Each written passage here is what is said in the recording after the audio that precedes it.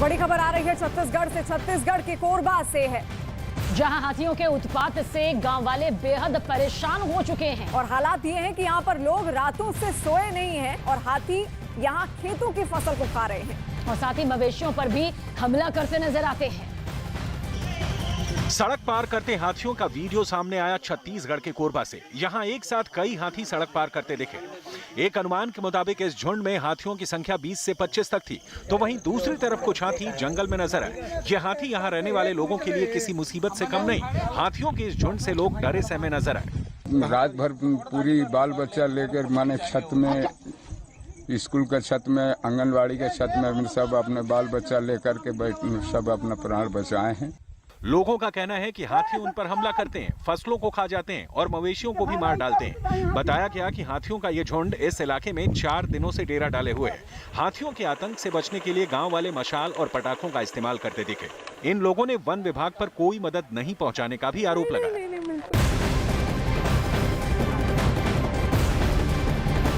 मूसेवाला हत्याकांड से जुड़ी बड़ी खबर इस वक्त की आ रही है। हत्याकांड के आरोपी दीपक टीनू पुलिस की कस्टडी से फरार हो गया है और दीपक टीनू को मानसा पुलिस कपूरथला जेल से रिमांड पर ले गई थी।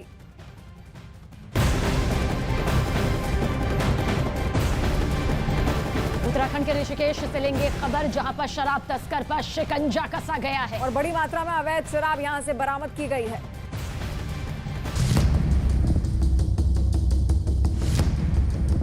आबकारी विभाग की टीम को कच्ची शराब की सप्लाई की सूचना मिली थी, जिसके बाद एक कर्मचारी को ग्राहक बनाकर एक घर के अंदर भेजा गया। लेकिन आरोपी को इसकी भनक लग गई और उसने कर्मचारी को घर में घुसने नहीं दिया, जिसके बाद घर पर छापेमारी की गई और बड़ी मात्रा में कच्ची शराब बरामद हुई। बताया गया कि आरोपी ने 2 घर की दीवारों के बीच टंकी बनाई थी, जिसमें कच्ची शराब भरकर रखी थी और एक पाइप के जरिए ग्राहकों को कच्ची शराब परोसी जाती थी।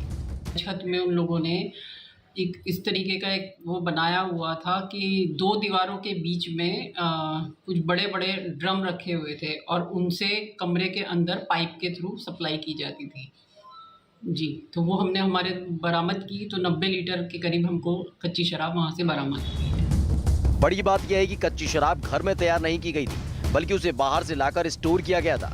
आबकारी विभाग ने इस मामले में अलग अलग धाराओं में केस दर्ज किया है।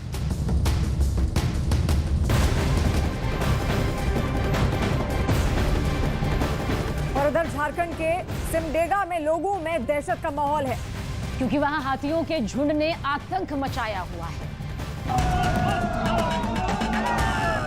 हाथियों के झुंड ने जहां घरों को नुकसान पहुंचाया, वहीं उसमें रखा अनाज भी खा गए। बताया गया कि रात के करीब 2 बजे हाथियों का झुंड सिमडेगा इलाके के गांव में घुसा, जिसके बाद उन्होंने जोर जोर से चिल्लाना शुरू कर दिया। गांव वालों ने दहशत के बीच हाथियों के झुंड को भगाया, लेकिन इस दौरान हाथियों के झुंड ने कई घरों को तोड़ दिया, जिसके बाद वन विभाग को इसकी सूचना दी गई और फिर वन विभाग ने हाथियों से बचाव के उपकरण उन्हें सौंपे। बताया गया कि हाथियों के झुंड में 2 नवजात हाथी भी हैं, इसलिए वो खाने की तलाश में रिहायशी इलाके तक आ पहुंचे। इससे पहले भी हाथियों के झुंड ने एक और गांव में घुसकर तांडव मचाया था।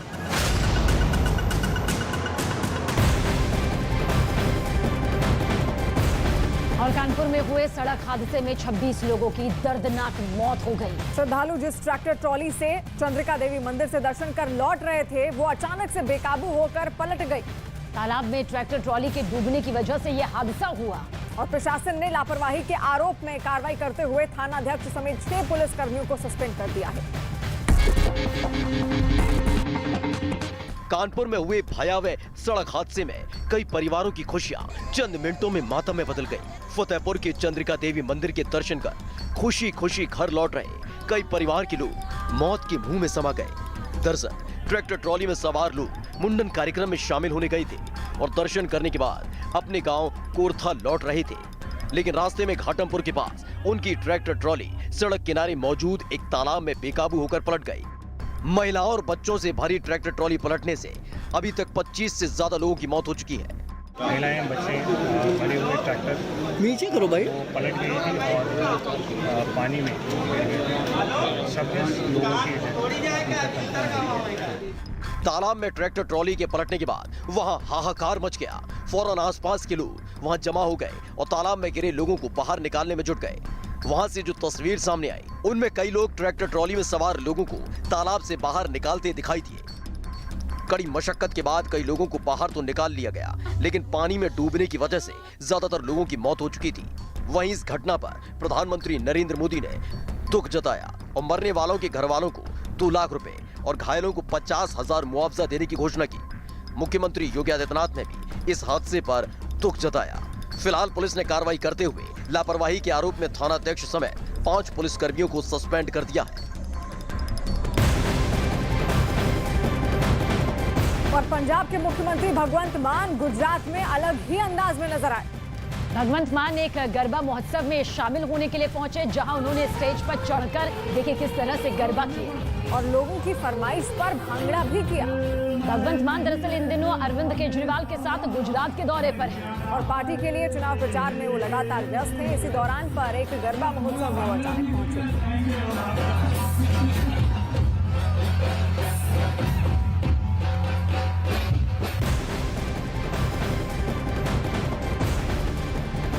और बड़ी खबर उधमपुर में हुए डबल ब्लास्ट केस से जुड़ी हुई। सुरक्षा एजेंसियों ने मुख्य आरोपी को गिरफ्तार कर लिया है।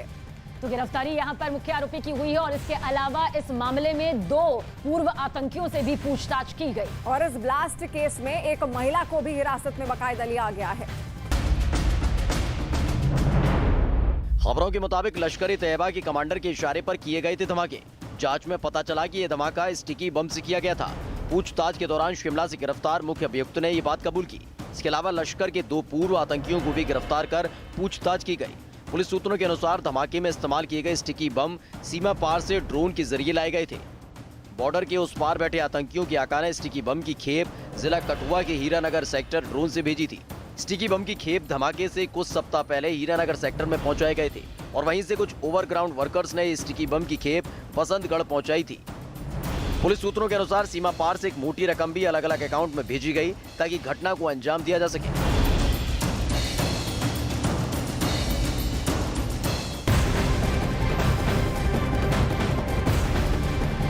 उधमपुर ब्लास्ट में आतंकियों ने स्टिकी बम का इस्तेमाल किया। आपको अब समझाते हैं कि क्या होता है स्टिकी बम। स्टिकी बम आकार में बेहद छोटे होते हैं और इन्हें आसानी से किसी भी वाहन में चिपकाया जा सकता है, इसलिए इन्हें स्टिकी बम कहा जाता है। स्टिकी बम को आईडी की तरह इस्तेमाल किया जाता है। स्टिकी बम का इस्तेमाल अफगानिस्तान और इराक में होता है और भारत में इससे पहले 2012 में इजरायली राजनयिक के वाहन पर हुआ था। हमले में ईरान के संदिग्ध आतंकियों के शामिल होने का शक किया गया था।